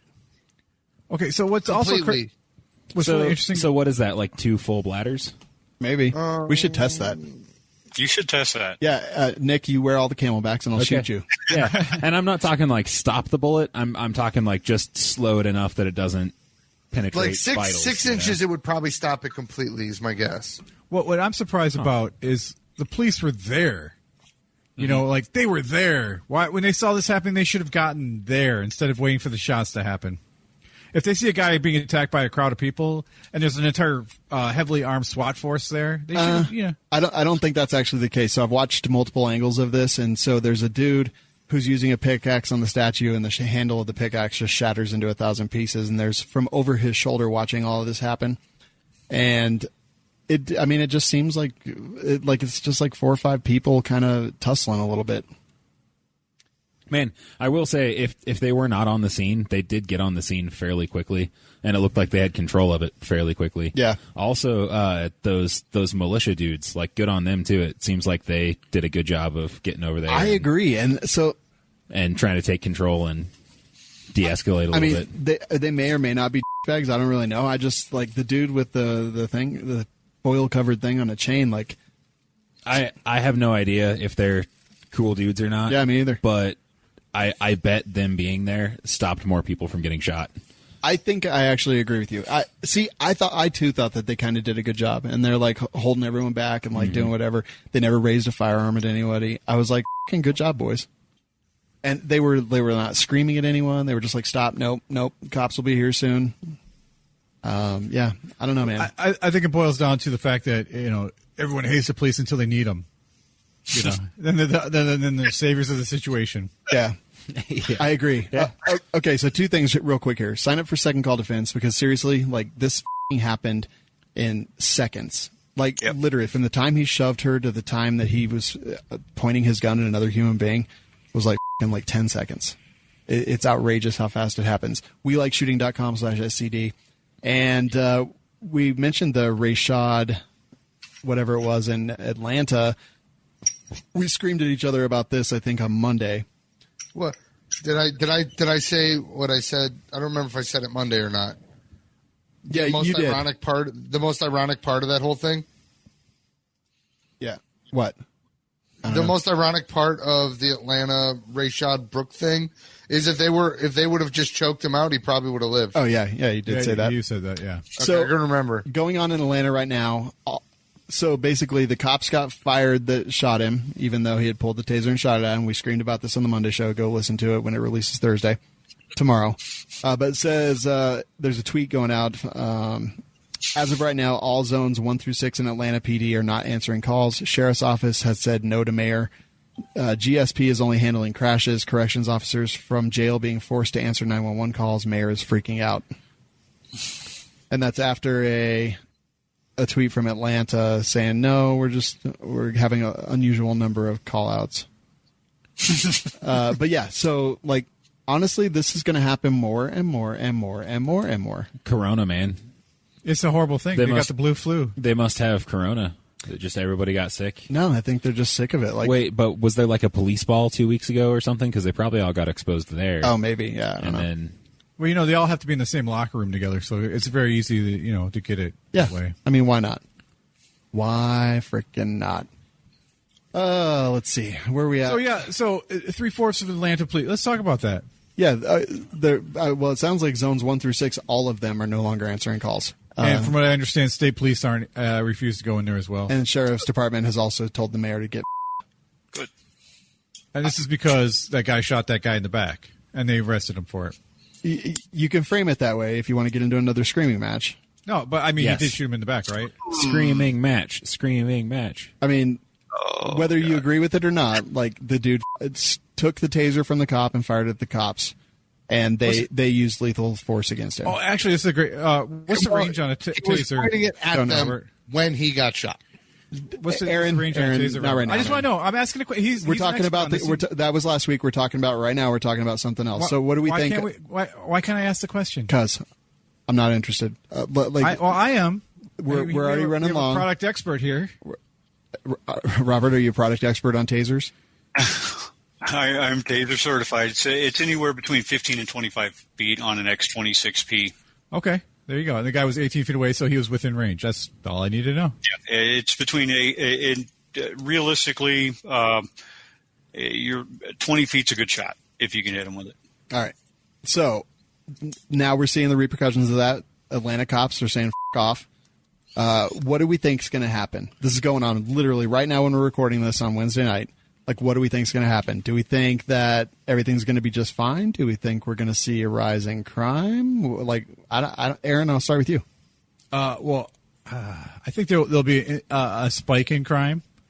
You know, if cops aren't responding, then people will be taking advantage of the situation. However, in the grand scheme of things, the police will come back to work and everything will peter out. I mean, the guy's charged; they're not going to uncharge him. Yeah. Robert, what do you think is going to happen in Atlanta?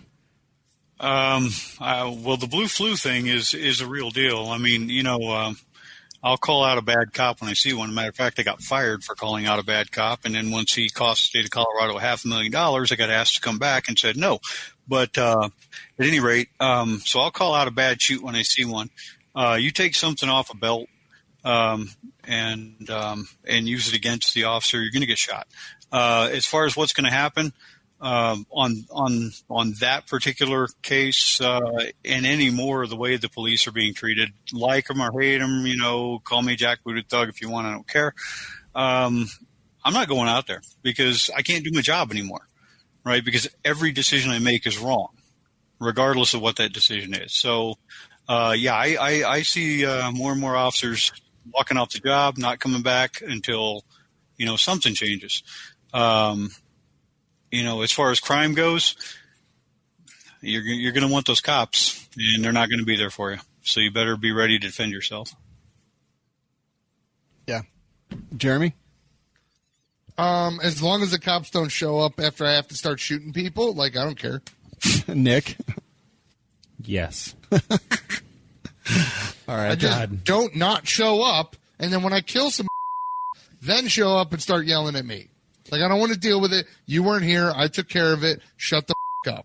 I'm throwing their bodies in the river. You know what's just cruel? What I would do to somebody if they broke into my house? No, Jeremy. No. What's cruel is that Hackett called a product the rifle burrito because it just, you know, burritos are so good. And apparently I'm really hungry right now. I was like, we did that out on Monday. Yeah, somebody said something about that, about it in the chat. Is this a rifle burrito? No. No. That is toilet paper and tinfoil. Will you wear this, please? Actually, I was thinking wearing toilet paper on a chain around my neck might not be a terrible For idea. For you, it's amazing. Well, I mean, he's going to have a lot of toilet paper or tinfoil laying around. I wouldn't use tinfoil, but I'll get some like extra soft stuff to take to work since we only have one ply there. Oh, that's in this building. They like some good it's stuff like a ready half to go. ply. I feel like Dwight Schrute is our landlord. I wonder what they'd do if I just showed up with some toilet paper around my neck. Honestly, dude, you could take that to work. I don't want it back. Yeah. Actually, they probably wouldn't let me because particles and whatnot. Yeah. All right, guys, let's start to wrap this thing up. First off, Robert, tell us what's been up, man. Where can people find you and take training and all that good stuff? Oh, God. What's been up? What's been up? Holy what hasn't been up? Business is up. We've been selling out everything. Where can you find me? ktgfirearms.com or firearmstraining.us, which is a little bit easier to remember. Facebook, facebook.com/KTG what else you want to know? So why do you think business is up? Oh, well, I tell you, there's a lot of new shooters out there, a lot of new gun owners, and a lot of people, looking and seeking training because of what's happening today in the news and politically and whatnot. We had last weekend, in fact, we had an intro to defensive handgun and intro to AR course. Since 2009, I have not sold out a intro AR class ever. And I had 10 students Sunday in intro AR. I'm already selling into August's course right now. We're selling out into August on most of our courses. So, a lot of new gun owners. and a lot of people are actually starting to seek training now that haven't sought training in the past. So pretty good stuff as far as, at least getting them trained and people realizing that, the cops may not be there when they need them. So. Yeah, I totally agree. It's crazy. I was looking at background checks today, and we're up to almost 3 days again. Oh yeah. Yeah. Which Jesus Christ, your state, dude. There's 3,300 background checks in queue. Normally, it's like your state. People are buying guns. State.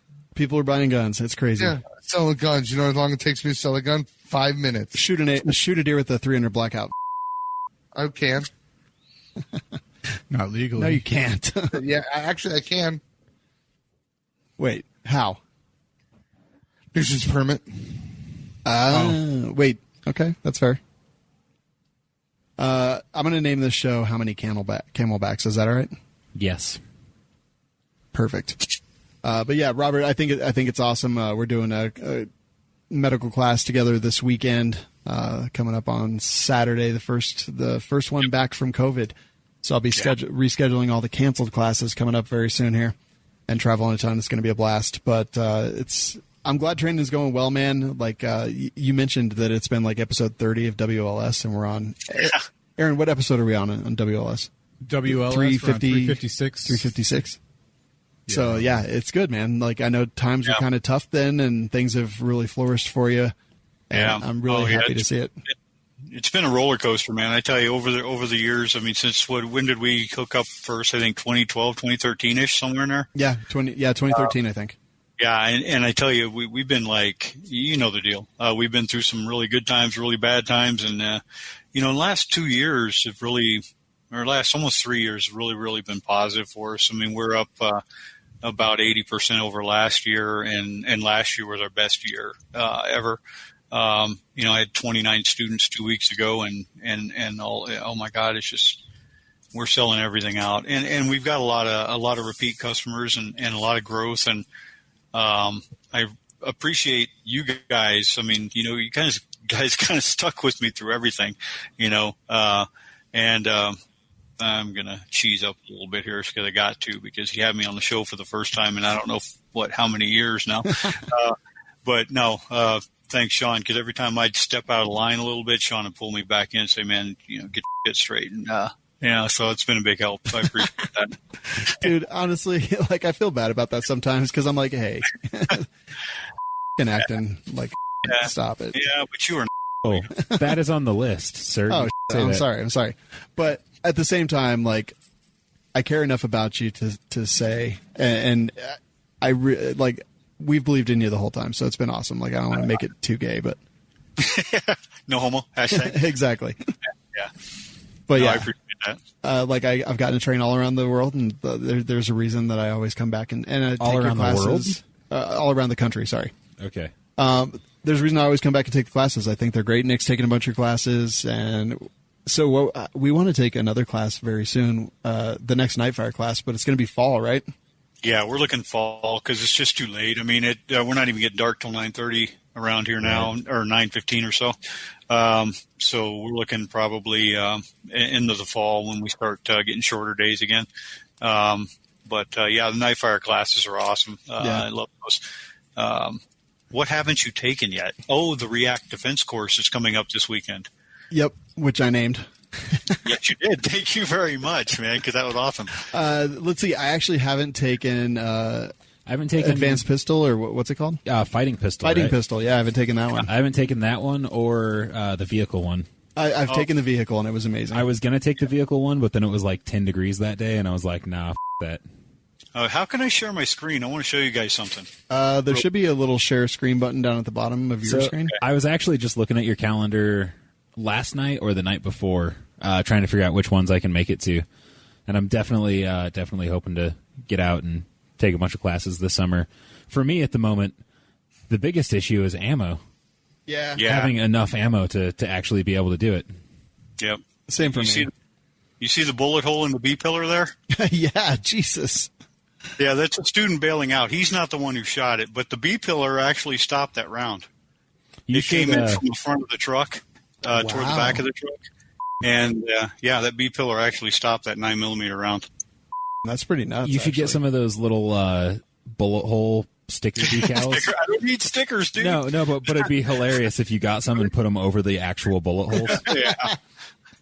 Who needs stickers? I just get guys shooting my truck all to hell. Right? Oh, that's freaking awesome. I mean, you are putting it on the range with students. I know, like, right? It's going to happen.